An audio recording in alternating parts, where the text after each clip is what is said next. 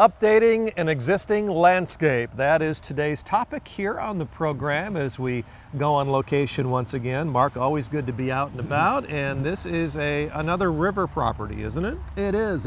We are here in Bristol, and this home has a beautiful view of the St. Joe River. Now, this property is not a surprise to you. There are things here that look rather familiar, right? I actually was sharing with the homeowner that when I came out here for the first consultation that I think probably about 25 years ago, whenever the house was built, we actually did the original landscape here. Isn't that something? And that's kind of the way it goes with you, isn't it? We do have some repeat business, and this is repeat business just with a different homeowner. Yeah, well, updating the existing landscape is the theme, as we've said. And Mark, when you first got together with the homeowner, what did they express to you, and what did you find when you first arrived here? It's been a while. Yes, and the overall look and feel was just too crowded, and it's a beautiful house. Yes, it and is. We wanted to open it up so you can really see the features of the house. It really has some nice architectural details in that. And so we actually walked around the property and assessed every individual plant, tree, shrub, perennial ground cover, and made a decision whether we keep it, we get rid of it, or we repurpose it, which would be transplanting. So how much of it were you able to keep? Actually, quite a large amount. There you go. It's not all necessarily in the same location that it was when I first came Okay. here. So we did a lot of transplanting, and that gives the homeowner a lot more value, a lot more bush for the buck. Yeah. So I guess the key here is to, in the end, create something that no one can really tell if it's new or repurposed or brought in another fashion, right? Exactly. And you know, Craig, as we come walking up the driveway here and I see the final finished product, it puts a smile on my face, and I hope that when the homeowners pull into their driveway, it puts a smile on their face as well. I think we accomplished what they were looking for. I don't know a whole lot about this property, but I think you have too, Mark. Well, Tell thank us a you. little bit about what's going on here, can you? Okay, well, here on the corner, we actually had another tree, and it had been removed many years ago. And we don't normally plant trees in front of windows, but this happens to be a bathroom window, and we're looking for some privacy, but we don't want something to get huge. Yeah. We also were looking for color, and so this Japanese maple with those reddish or burgundy colored leaves looks absolutely stunning in front of the gray cedar Sure. siding here. Yeah. So that is there for a reason and purpose, and that's a new plant. We also transplanted these very mature large hostas. They were all growing together, and it just simply was too much. So we transplanted them, we divided them, we thinned them out, we added some ornamental grass. And actually, this is a new shrub here that is one of our globe blue spruce. And it just simply replaces another globe blue spruce that was there originally that just got too big for the area. So we've started out a little bit smaller, and we should get probably another 20 years or so worth of use out of that. All right, so by 2036 or so, you'll be back again, right? Maybe. Yeah. Now the hostas, replanting Yes. those, any problem there with transplant shock?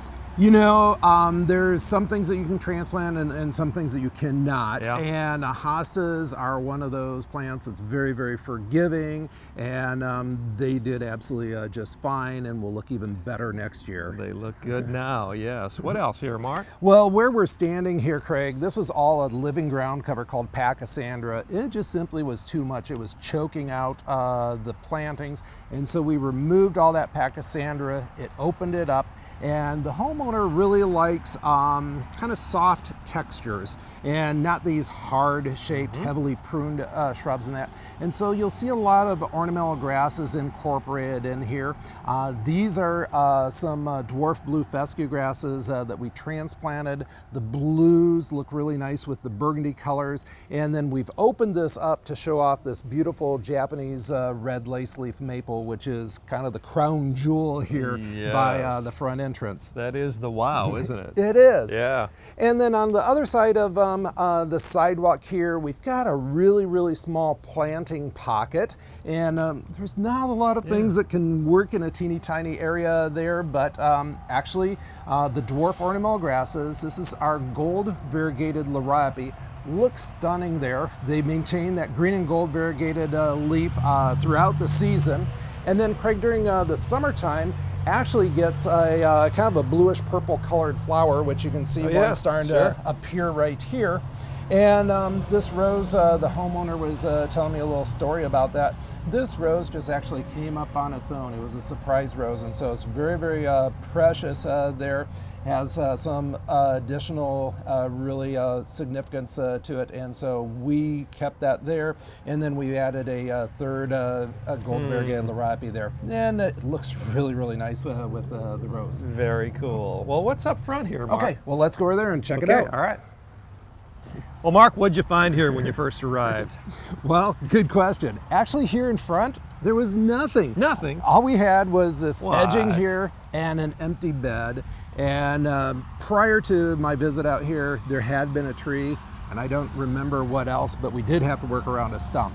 And so we've got this beautiful tricolor beech, which is one of my favorite trees because it has the 3 different colors in its leaf. That's the focal point. And then the boulders that you see here, Craig, we actually pulled them from other parts of the landscape where they were hidden by overgrown shrubs, and we've incorporated them in here, did nice placement and grouping with those. And then these coral bells were actually transplanted from a bed that we eliminated from the front yard. Yes, and I can see that area right now. Looks like a UFO might have landed there, huh? You know, it does look a little funny with all those white flags around there. But there's a reason for that. There is a reason for that. So just last week, we removed that bed and we put in fresh cut sod. And if the lawnmowers would go over that sod, it would suck up that sod and shred it up because it's not rooted in yet. Basically the flags are there to provide information to the crew that's here mowing on a weekly basis. Don't mow this for 2 weeks until it's rooted in. Well, you did a complete transplant here, didn't you? Moving the bed completely to a new area. We did, and you can't even tell that these coral bells have gone through a transplant. There's no transplant shock. And then to fine tune the front yard, the homeowner wanted to have a landscape bed around the mailbox. And again, there's this great appreciation for ornamental grasses. And we've got one of our very popular blue lime grasses out there. 3 of them, 3 individual plants, but eventually those 3 will all grow together. Very good. Well, let's take a little walk over this way, huh? And again, you see some of the ornamental grasses that welcome the guests, right? Yes, again, looking for those soft textures that are greatly appreciated by the homeowner. Craig, these ornamental grasses were actually already here, but not in this location. And then there were all these daylilies in here. I mean, we took out probably 100 daylilies here, and it just looked like a jungle. And so we removed the daylilies, we transplanted and divided the ornamental grasses. Now you can see the boulders here. We've gone with bark as a ground cover.